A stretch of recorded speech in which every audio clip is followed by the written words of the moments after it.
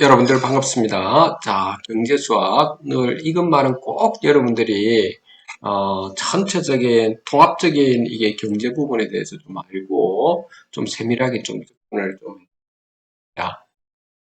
우선적으로 여러분들 그 소비 부분입니다. 소비. 자, 소비라고 하는 부분에서는 자, 소득과 부호, 그 다음에 기대하는 생활 수준, 투자의 성공 여부, 소비자의 신용 규모, 그 다음에 이게 내구재의 지금 보유 여부 등에 영향을 받는다는 사실을 여러분들이 잘 알고 있어야 되겠습니다. 참고적으로 내구재하고 비내구재가 있는데, 내구재 같은 경우는 오랜 기간 지속적으로 사용할 수 있는 제품이죠. 통상적으로 우리가 3년 초과하는 이러한 제품인데, 자동차라든지 가전제품이라든지 비내구재 같은 경우는 식료품이라든지 담배, 화장품이는 거죠. 다음으로는 소비 추이가 경기 흐름과 대체로 같은 방향으로 움직인다는 사실을 여러분들 좀 알고 있어요. 그 다음으로는 부유한 사람일수록 내구재 소비 비중이 좀 높은 편이고요. 가난한 사람들일수록 내구재 소비 비중이 좀 낮다는 사실도 여러분들이 전체 윤곽적으로 좀 보고 있으면 좋겠습니다.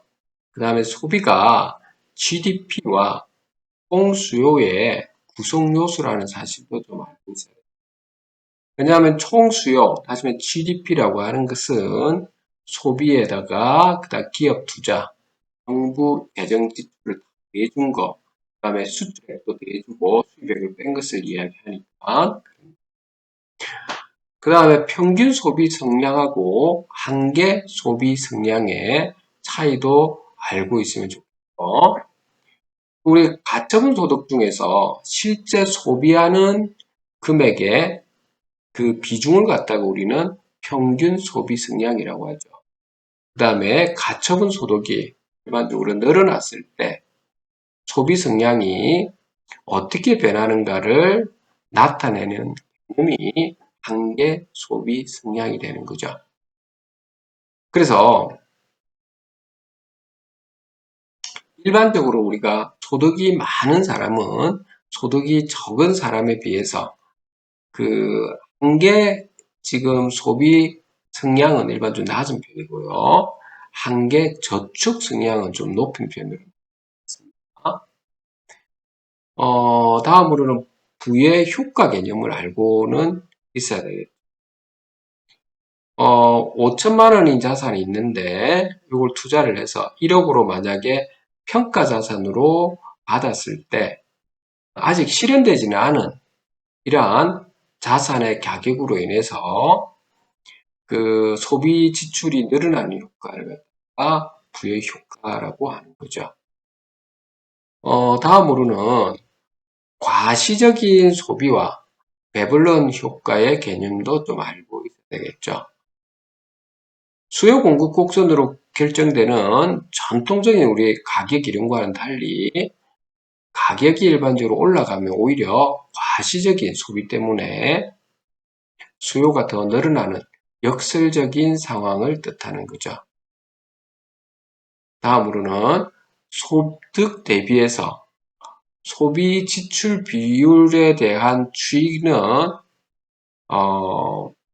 좀 줄어들고 그 비소비 지출, 즉 그 은행 이자라든지 보험료, 국민연금 추이는 점점 늘어나는 추세를 우리가 알고 있어야 되는 거죠.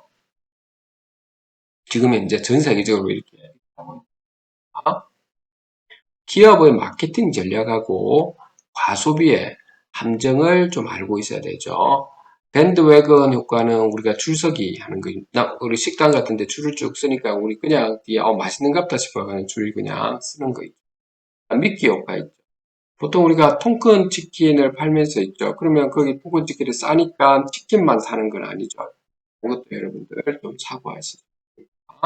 다른 상품까지 사게 이렇게 하는 것이죠. 다음에 미리 주기 효과도 있죠. 요거는 뭐냐면 우리가 뭐 홈플러스나 이런 데 가다 보면 이제 이런 거 미리 앉아 맛을 갖다가 음미하도록 해가지고 아주 빚진 마음에 만들게. 그다음에 후광 효과도 있죠. 여러분들 인기 드라마 이런 데 상품들 있죠. 멋져 보이죠.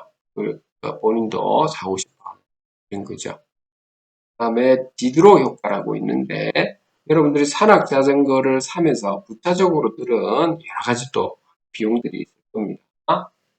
대조 효과는 좋은 상품 하나만 나가고 나머지는 좀 안 좋은 상품들을 잘 배려해내는 앵커링 효과라고 해서 가치 판단에 좀 왜곡이라든지 그다음 편파적인 영향을 좀 일으키는 거예요.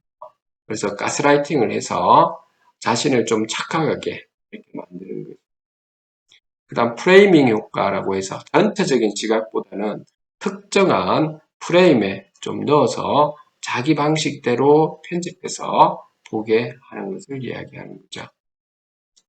그리고 소비에서 마지막으로는 한계 효용을 극대화하고 기회 비용을 최소화하는 그 계획적인 소비도 여러분들이 좀 알고 해야 되겠죠.